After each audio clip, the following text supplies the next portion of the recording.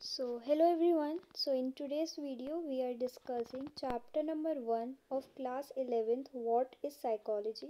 ये basically second part है आपका इस चैप्टर का. अगर आपने फर्स्ट पार्ट नहीं देखा है तो पहले आप उसे चेकआउट कर लीजिए, जिससे आपको ईजिली ये चैप्टर समझ आएगा.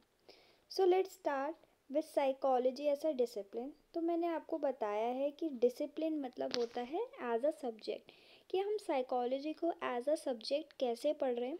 तो मैंने आपको बताया था it consist of three basic components, that is behaviour, experience and mental process. ठीक है.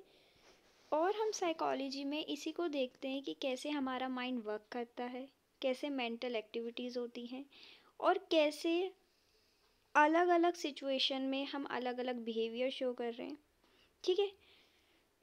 We observe others as lay और common person our own point of view. हम कैसे चीज़ों को समझ रहे हैं, बेसिकली कैसे हम चीज़ों को इंटरप्रिटेट कर रहे हैं. ठीक है. सो मैंने आपको बताया था कि हम एक सब्जेक्टिव एक्सपीरियंस लेते हैं.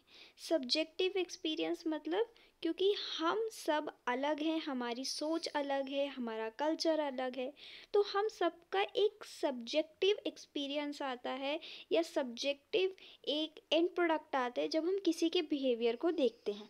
ठीक है. Others seek to explain behavior from a point of view of experiencing person because they think that subjectivity. तो देखो subjectivity क्या होता है, वो जो डिफरेंस. ठीक है.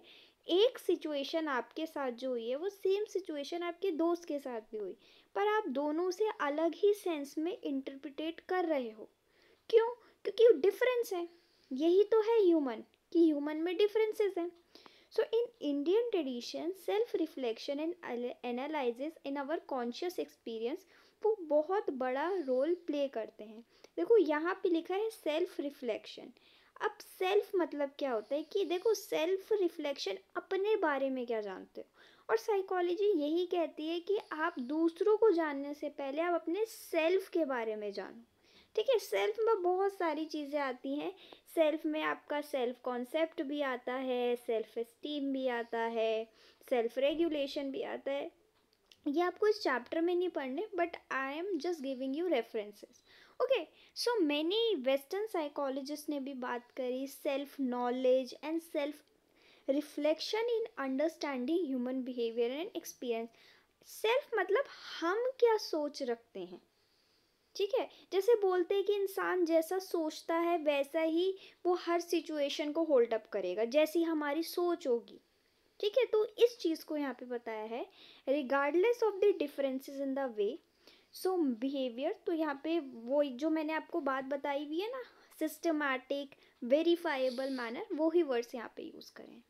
सबसे पहले ये साइकोलॉजी हमने एक नॉर्मल उसमें पढ़ लिया कि हाँ how we connect with self, but इसका ओरिजिन कहाँ से हुआ. तो ये हुआ बाय विलियम वुंड. इसे ओरिजिनेट करा बाय विलियम वुंड. ठीक है. और उन्होंने पहली लेबोरेटरी भी खोली इन 1879 लिप्जिंग जर्मनी. ठीक है. ये थी लिप्जिंग जर्मनी में, और इसे खोला विलियम वुंड ने. ठीक है. ये बहुत इम्पॉर्टेंट, आपको ये जो नेम्स मैं बताऊंगी वो बहुत इम्पॉर्टेंट है, आपको इन साइकोलॉजिस्ट के नेम आने बहुत ज़रूरी है. ठीक है. However what kind of science is psychology still remain a debate, because हमेशा हम डिफरेंसेस देखते रहते हैं, चेंजेस होते रहते हैं. हम इसे एज अ सोशल साइंस भी पढ़ते हैं, क्योंकि अगर कोई भी आप सोचो इंसान थेरेपी लेने गया है, ठीक है, या साइकेट्रिस्ट के पास गया है, मैं बहुत बड़े डिसऑर्डर्स की बात नहीं कर रही, नॉर्मल उसकी बात कर रही हूँ, तो हम क्या कर रहे हैं बेसिकली लोगों को अवेयर कर रहे हैं, लोगों की जो थॉट्स हैं, फीलिंग है, जो उसमें नेगेटिव थिंग्स हैं, उन्हें हटा रहे हैं. ठीक है. या उनके साथ कोई सिचुएशन हुई है, वी कैन से कि हम एक सोशल एक्टिविटी कर रहे हैं, but it should not come to you as a surprise that only in other country, but India में भी इसे एज अ सब्जेक्ट ऑफर करा जाता है as a faculty of science. ठीक है. आपने देखा होगा कि इसके ग्रेजुएशन और पोस्ट ग्रेजुएशन कोर्सेज भी हैं. It also flourishing in India. Clear. आगे चलते हैं। बाकी यहाँ पे आपको नाम ऐसे ही बताया कि आपको अगर साइकोलॉजी करनी है तो how you can further step, but यहाँ से हम ध्यान देते हैं neuro science and computer science. ठीक है, मैंने आपको ब्रेन इमेजिंग टेक्निक्स के बारे में बताया था, जिसमें आते हैं fMRI, functional magnetic resonance imagery and EEG. ठीक है, इससे बेसिकली हम न्यूरल एक्टिविटीज़ देख सकते हैं ब्रेन की। ठीक है, ये सारी सिर्फ अभी आपको बेसिक बताया जा रहा है, ये सब आपको पढ़ना डिटेलिंग में नहीं है। ये सारी चीज़ें ग्रेजुएशन लेवल पे पढ़ाई जाती है, बट हाँ आपको बेस पता होना चाहिए। ठीक है, जिससे हम ब्रेन इमेजिंग टेक्निक से क्या करेंगे, ब्रेन की रियल टाइम डेटा ले सकते हैं, हम रिसर्च कर सकते हैं। जैसे आपको पता है एआई आजकल बहुत बढ़ रहा है।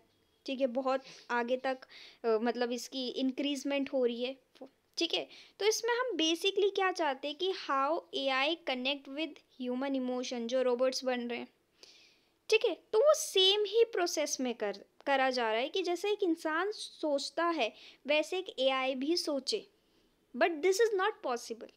ठीक है, so psychology as a discipline today has two parallel stream, one which make us use of a method in physical and biological science, और अदर हमारा सोशल एंड कल्चर। क्योंकि देखो, जो हमारे बायोलॉजिकली जो न्यूरोलॉजिकली चल रहा है वो तो चल ही रहा है, बट हमारा कल्चर और हमारी सोसाइटी हमारी फॉर्मेशन में बहुत बड़ा रोल प्ले करती है।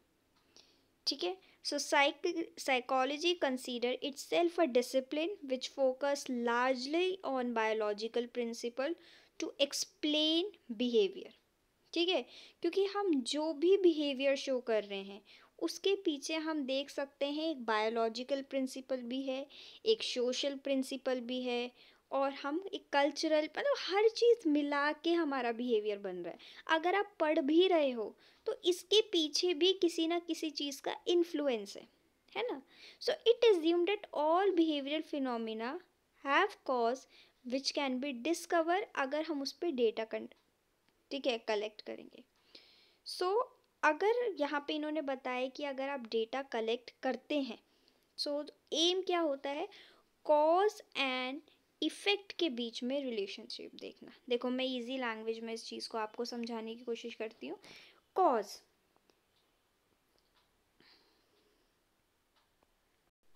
कॉज जैसे सपोज करो